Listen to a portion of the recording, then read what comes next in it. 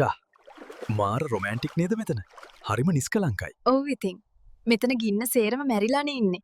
ඒකයි සද්දයක් නැත්තේ. අනේ මට නම් දැන් හරි සීතලයි. ඔයාට සීතල නැද්ද අනේ? අපෝ නෑ අපි ඉතින් කොහොමත් හැදුනේ හොඳට රස්නේ තියෙන තැනකනේ ෂික් ෆොටෝ එකේ සෝනා අයියගේ ඇස් රතු පාටටමයි වැදිලා තියෙන්නේ. කැමරාවේ අවුලක් නෙවෙයි මැනික මගේ ඇස් කොහොමත් රතු පාටනේ අනේ සෝනා අයියේ ඔයා මගේ කකුල පාගනවා. පොඩ්ඩක් හිමින් නටන්නකෝ. සොරි මගේ මැනික මම ඉතින් පුරුදු වෙලා තියෙන යකාවන්නම නටලානේ මේ වෙස්ටර්න් ඩෑන්ස් මට එච්චර සෙට් වෙන්නේ නෑ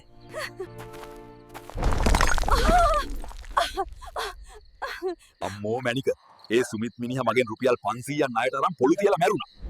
දැන් මාව දැක්කම ෂේප් වෙන්න අතවන්නනවා. සෝනා අයියේ මට දැන් නම් හොඳටම බඩගිනි.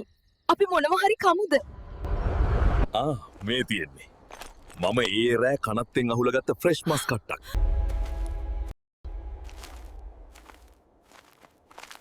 මම ඉද්දිම අර හොන්තුව දිහා බැලුවා නේද?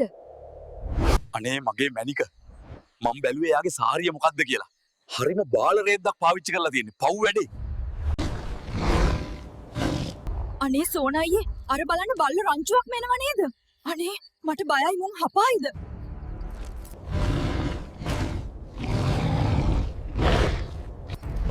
හරි හරි. මම උන්ට පොඩ්ඩක් සද්දයක් දැම්මා. ඔයා බය වෙන්න එපා මැනික. එන්න අපි යමු. මට දැන් හොඳටම නිදිමතයි. අපි අද රැට නවතින්නේ කොහෙද? මේ කිට්ටුව හෝටලයක්වත් නැද්ද? හෝටල් නෑ බබා. පෙරේර අංකල් ඇවිදින්න ගිය වෙලාවේ මම ඒක බුක් කරගත්තා. හරිම සනීපයි පණුව ටිකක් විතරයි එන්නේ. මගේ කකුල් රිදෙනවා. මේ කැලෑවේ දුවන කරත්ත ගෙන්නන්න විදිහක් නැද්ද සෝනා අයියේ? නගින්න මගේ පිටට මම ඔයාව ෂූ ගාලා උඩින් අරන් යන්නම්. පිස්සුද ගොම්බූරුව? ඔය කටුවල ඇනිලා මට මැරෙන්න වෙන්නේ. මං පයින් මෙන්නම්. අනේ සෝනා අයියේ ඔයා පාර දන්නවා කිව්වට අපි දැන් පැය දෙකක් තිස්සේ මේ සොහන වටේම රවුම් ගහනවා. තවම ගෙදර හොයාගන්න බැරි වුණානේ. මේ Google Map එකේට පිස්සු මැනික ලොකේෂන් එක පෙන්වන්නේ කෙලින්ම අර පරණ ලිදාස්සට. මං හිතන්නේ සිග්නල් අවුලක්.